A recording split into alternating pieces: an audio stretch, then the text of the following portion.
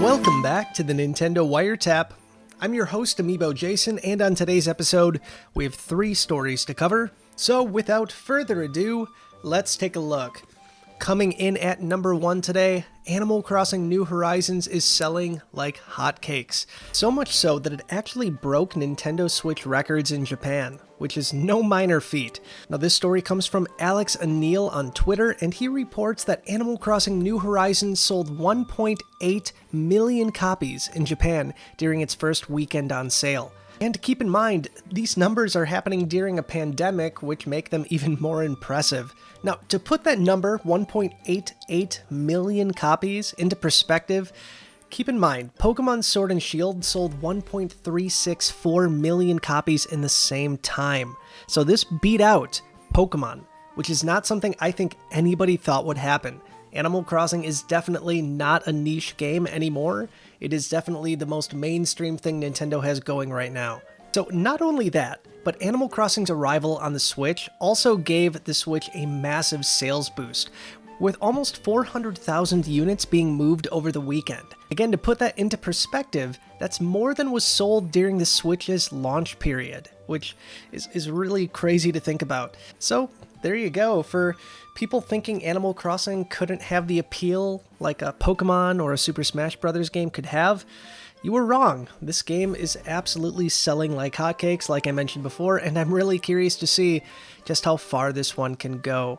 Now, if you've picked up Animal Crossing New Horizons, let us know your thoughts on it in the comments down below. If you haven't, let us know your reasons why down there too. And and that's going to move us into story number 2 today. This is another milestone for Nintendo in Japan, as the Nintendo Switch has just outsold the Nintendo Wii in Japan. So the Nintendo Wii sold 12.75 million units in Japan over a 10-year period, which is a really good number. The Wii is one of Nintendo's best-selling consoles, and no one ever thought the Switch could do those kind of numbers so quickly, but as of last week, Nintendo has sold 12.8 million units in Japan, doing in 3 years what the Wii did in 10. Now, Animal Crossing is definitely a big part of the reason why this happened. Like I said before, a lot of units were sold this weekend, and I would imagine that the pandemic that's going on right now too is making at least a lot of shoppers want something just fun to do at home, so the Nintendo Switch is definitely the system for that. But Nintendo has had 2 awesome milestones this week, so once again, congrats to you, Nintendo. Alright, last story of the day. If you're an Amiibo fan, you're going to like this one.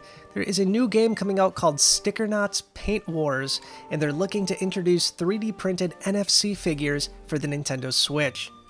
The Toys to Life genre of video games was booming just a few years ago, but now Amiibo are really kind of the only brand standing right now. I mean, Ubisoft tried with Starlink Battle for Atlas, but that didn't work out all that well, as you could buy copies for like $5 not that long ago, and it seems like most people are trying to kind of stay away from the Toys to Life genre. But it looks like a brand new game called Stickernauts Paint Wars is being pitched as a local multiplayer competitive paintball game where the player is only visible as they shoot, unless they leave footprints from paint splatters.